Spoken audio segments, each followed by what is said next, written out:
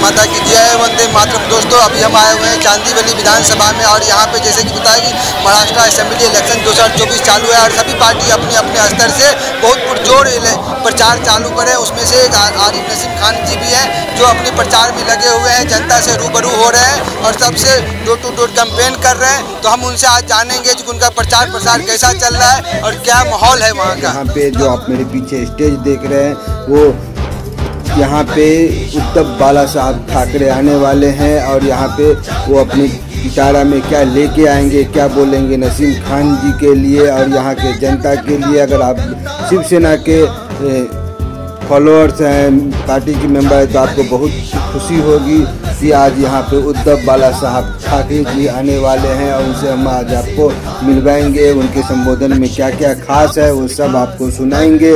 चलिए तो आप बने रहिए हमारे लीड इंडिया के साथ। हमारा नाम रवि सनातन है और आप देख रहे हैं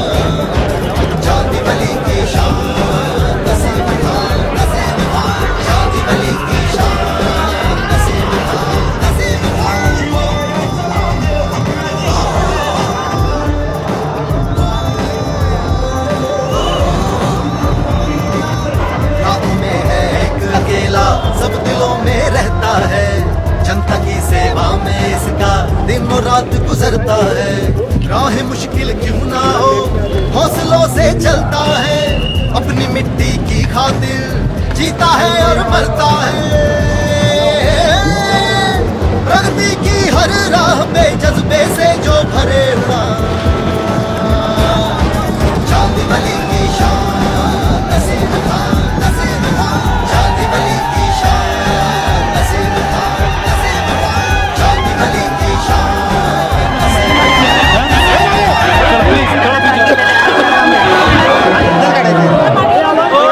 उपस्थित सर्व महाराष्ट्रप्रेमी बांधवांनो, भगिनींनो आणि मातांनो, उत्साह जोरात आहे, पण मला आधीच यायला इथे उशीर झालाय। अजूनही माझ्या 4 सभा बाकी आहेत, कल्याण, डोंबिवली, ठाणा आणि येताना भांडूप। आज मी इथे मुद्दामून आलेलो आहे कारण 4 दिवसापूर्वी एक गुंड आपल्या ऑफिसमध्ये घुसला होता। त्या गुंडाला इशारा द्यायला आलोय कि तुझी गुंडगिरी सिर्फ 4 दिन की मेहमान है। पुढच्या आठवड्यामध्ये तू रस्त्यावर असणार आहेस आणि महाविकास आघाडीचं सरकार तिकडे मंत्रालयात असणार आहे।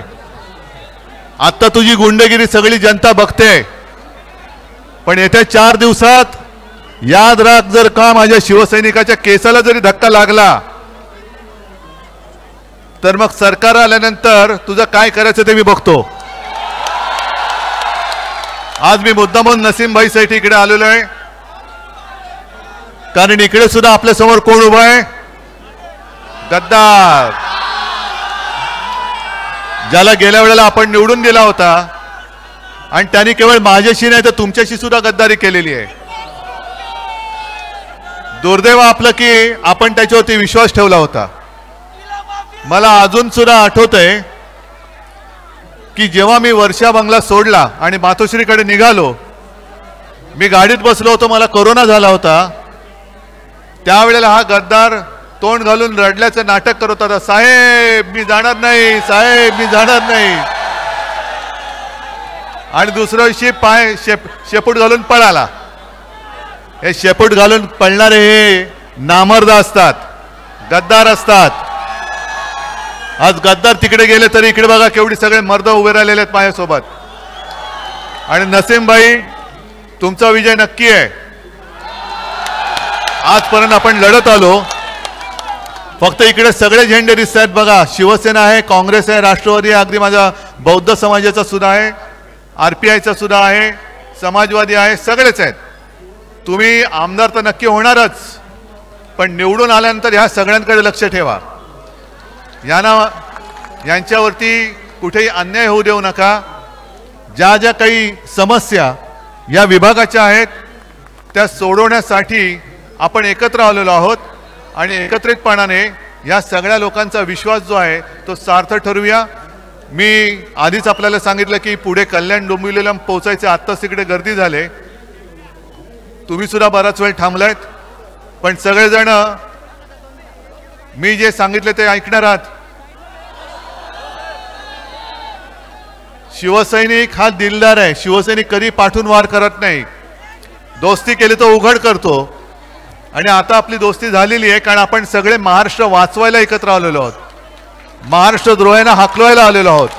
म्हणून सगळ्यांनी न चुकता नसीमबाईंची निशाणी काय, बस हाताच्या समोरचं बटन दाबायचं आणि नसीमबाईला विजयी करायचं. आणि त्याच्या विजयाची जबाबदारी मी आपल्यावरती सोपवतो आणि तूर्त आपली रजा घेतो.